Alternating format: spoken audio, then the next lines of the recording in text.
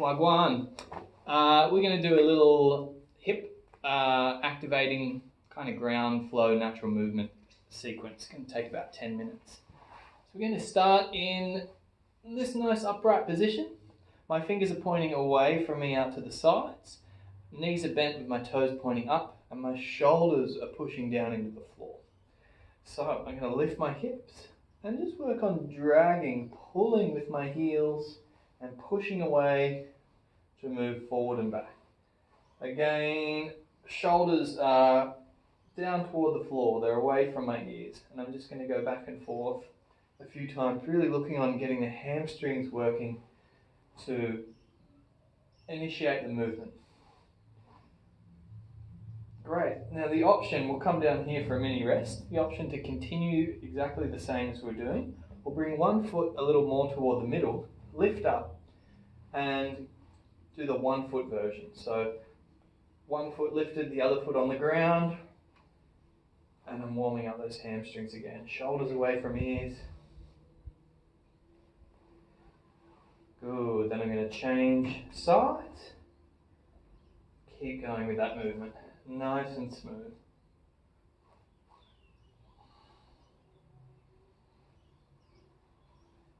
Very nice, one more.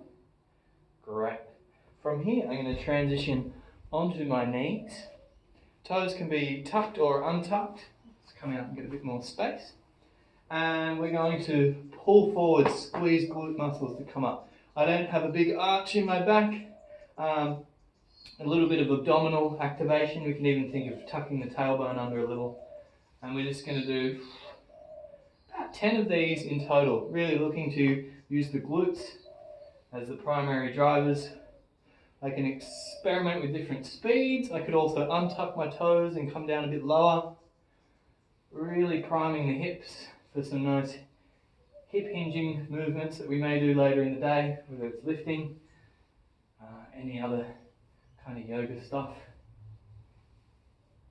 Very nice. We'll go one more of those and then transition onto all fours. So in my all fours position, hands are under the shoulders, knees are under the hips. I'm going to tuck my toes, lift between my shoulders here and lift my knees off the floor. I'm going to lean into my right hand and sweep my right foot through to sitting. So it's what we call the tripod transition. Then I'm going to lift, sweep back to all fours. I can keep my knees off the floor, lean into left hand, sweep left foot through. Nice. Then lift up, sweep back. I'm going to have a few of these. Now I could continue hovering if I want to make it a little more challenging. Shoulder is away from ear, so I'm not letting the shoulder ride up. I'm driving it into the floor, looking to make them as smooth and fluid as possible. We'll go one more on each side. Very nice. Back to all fours. And then I'm going to sit down in the side bent sit position, a little bit of a side saddle. The legs are out to the edge, very nice. From here, just going to keep my feet roughly the same position, but transition my knees from side to side. So if I wanted to, I can bring my hands down just to help support that movement. Back and forth a few times, windscreen wipers with the legs.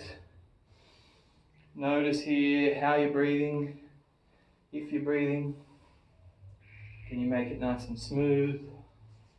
Option to bring the hands off the floor and stay as upright as you can. Now I can let my hands kind of flow around a little bit if I want. They don't have to be completely static. I can let that energy kind of continue through the body. Next time I come around, I'm going to pull forward and up. Nice. And the knee that's pointed out to the side, I'm going to bring that hand down, bring my opposite hand up, and then reach behind. I'm looking at the hand, and then reach over my ear. Nice. Get that stretch in the side body and that lat. Come up tall, hinge, under control, back and down. Change sides, pull forward and up. That outside knee hand is going to come down. I reach up, I reach behind, tracking with the eyes. I reach over my ear. Come up tall, hinge down, and we're going to do 2 more on each side. So I reach up, behind, over, come up tall, hinge, change sides, up, behind, over, back down. Again, smoothing it out as much as I can, trying not to rely on momentum, building that control, particularly on the way down. The last one. Magnificent. Controlling down, nice. And now I've got my feet out in front. I'm going to work on a little version of coming up to standing, so maybe I'll come back a little bit. First, we're going to be on the floor for a little bit longer. I'm going to tuck my left heel to my right buttock and point away with those toes. If that foot's too far away, it's going to be too hard to come up, so we want to come nice and close. Likewise with my other foot, if it's too far away, I'm going to be really hard to come up. If it's too close, I'm going to be really cramped. So we're going to, from this this kind of half bent position, I'm going to reach forward with my hands, lead with my shoulders, and pop up into a low half kneel. And then hinge back. Nice. And again, lead with the shoulders, come forward, so I'm not coming up really high, just keeping it low for now, and back down. Forward again, and back down. Once more, and back down. Beautiful. Change sides. Rest the arms for a moment if we need, and then pull forward, and back down. Forward, back down. Forward, back down, keeping it low. We got one more. Nice. Change sides. This time we're going to come up higher. So, coming into a tall half kneel position. So I lean forward, come up, nice. And I can even reach, lean and overbend that knee and reach the same side arm. And then come back down under control. Same side, I come up tall, lean and reach. Back down, keeping the heel on the floor if I can. It's going to be a nice little stretch for the ankle. Good. Changing sides. Reaching. Noticing if it's a lot easier on one side, if there's a bit of constriction on one side. Maybe there's a side you need to spend a little bit more time on. Good. Now just randomizing. You can go short.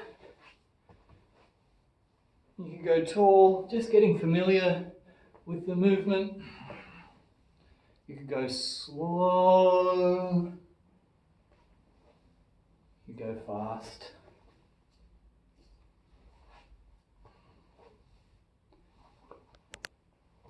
Great. Then we're going to tie it in with a little rock on our back. So I'm going to go side on. If you're familiar with rocking on the back, we just want to keep that shell kind of shape to the spine. Arms come forward. We rock back. Then I'm going to just tuck one foot, come up into that tall kneel, and stand. Nice. Tall half kneel. When we come back down, so I step back into a lunge, swivel the foot, and then roll back down. In one go, can I do the other side? Again, that lunge and that slow movement down. Once we've learned it, we can make it a bit more fluid on the way back down. If you wanted, you could just come down like so. But nice to break it down a little bit with that lunge. Or if you're doing it under load, you're holding something, nice to go a bit slower. Fantastic. And then back down onto the floor. We could finish with just pretty much where we started. Hands down to the side, fingers pointing outwards. Just a little inverted crawl forward and back. So we're going opposing sides rather than the same side foot and the same side arm. From here we could tripod sweep to all fours. Change our orientation if we need. Keep the knees off the floor and foot hand crawl back and forth a couple of times. Again, opposing sides, my knees are just hovering off the floor. And that's our little morning rest, morning hip activation. Enjoy, gang.